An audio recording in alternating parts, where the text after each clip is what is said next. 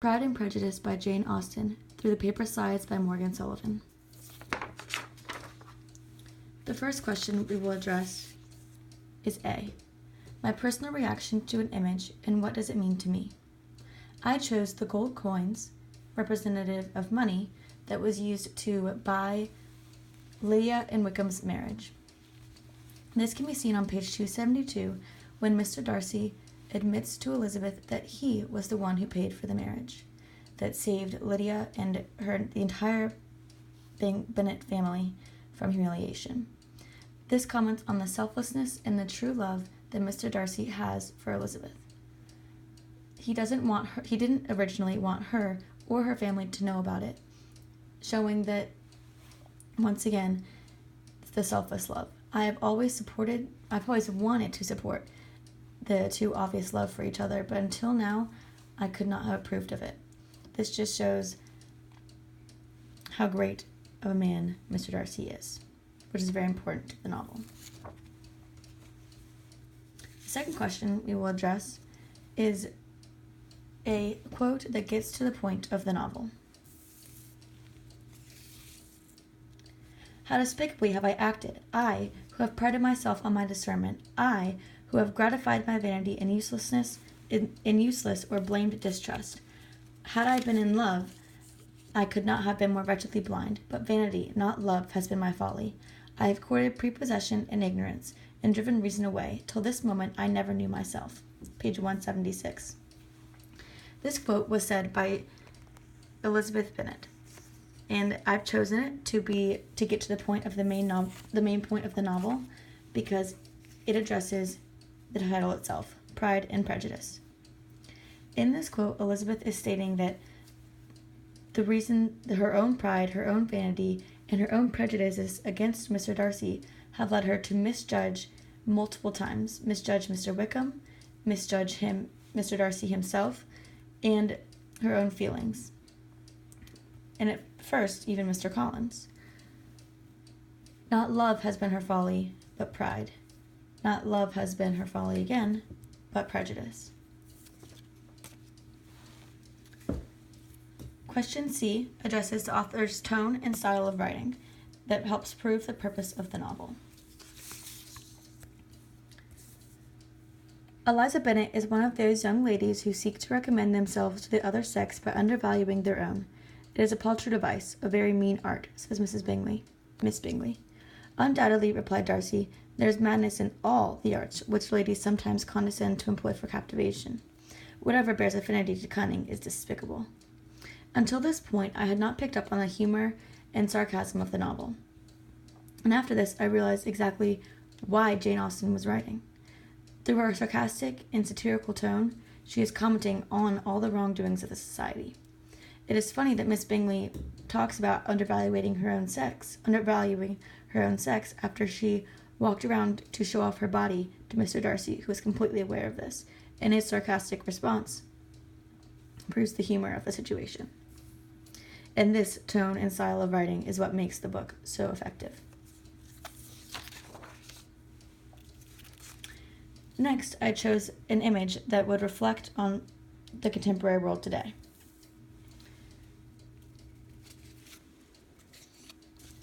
I chose the image of any dinner party throughout the novel. This one happens to take place at Miss Catherine de Bourgh's house. And I'd like to comment on the manners that it represents. In Pride and Prejudice, during the time period, if you wanted to dine with somebody or meet with their family or your neighbors or anybody new came to town, you invited them by an official letter to dine at one's house. Dinners were very important. You addressed everybody by Miss or Mr., whether they were younger, the same age, older, or a relative of you. There was also a prudeness between lovers, as can be seen through Jane and Mr. Bingley. They were in love, yet they never held hands, kissed, hugged, or anything else was commented on in the book. This also can be seen through Elizabeth and Mr. Darcy. Also, if a new person came to town, or if a new man came into town that your family was interested in becoming friends with, you also invited them to dinner, and everything happened over dinner parties. So I thought that was an appropriate contrast to today, where manners are still highly valued, but not in the same way as they were during this time period. If you invited over to a dinner party, you certainly did not stand like this before sitting. You did not eat with the same grace as they did, even if you were in a very rich, pompous situation. And rarely do you ever address someone of your equal in a serious manner by Miss and followed by their last name. Also, on marriage, it is now normal for people who are not in love to kiss or hold hands, which is quite contrary to the situations in the novel. Next, I chose an image that captured the nuance of the characters for me, the reader. I thought the Pemberley estate was a great symbol for Mr. Darcy.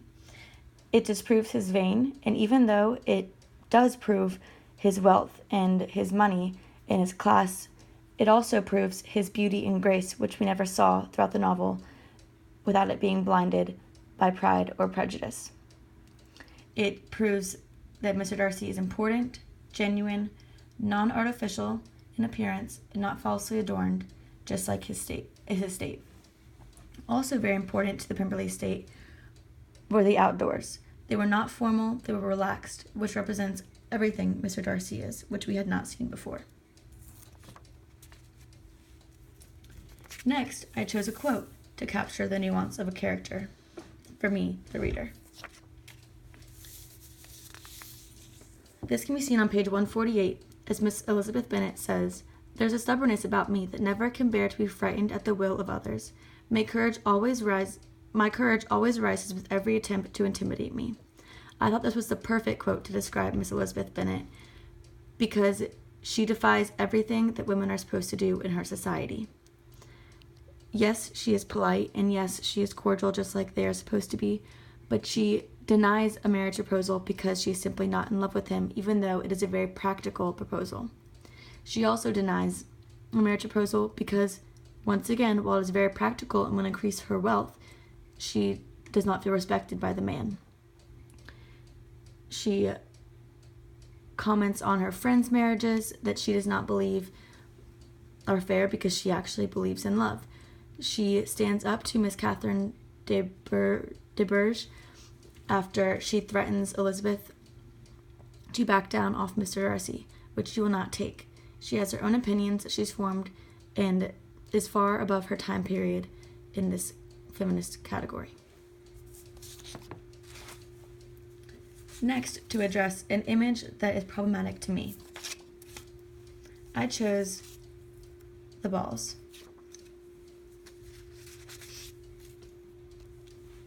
While these balls were meant to be for fun and to let the ladies and men go out and dance and socialize, I think they stood for much more. The whole object was for women to find a husband and men to meet a wife. This comments further deeper into women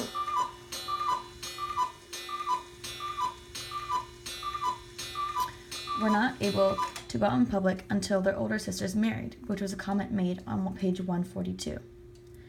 This proves how controlled the women were and how little freedom they had and how their sole purpose in life was to be a wife. This leads us into our last question, an image that proves great significance to the novel as a whole. I chose a wedding ring to symbolize marriage. On the first page of the novel, the first sentence says, "It is a truth universally acknowledged that a single man in possession of a good fortune must be in want of a wife."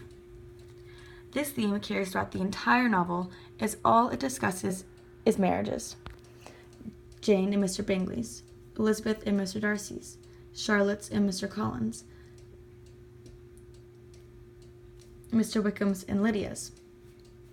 And while some were out of love and some were not, it is still supposedly the duty of a woman to get married.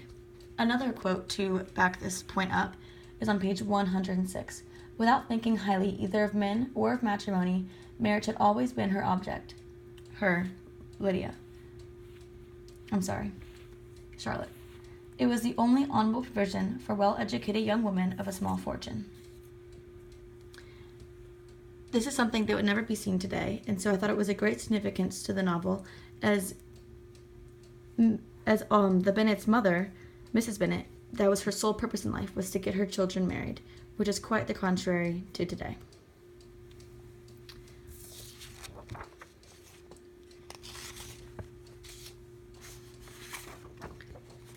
And with that,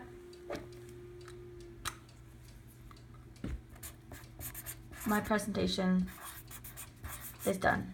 Thank you for watching.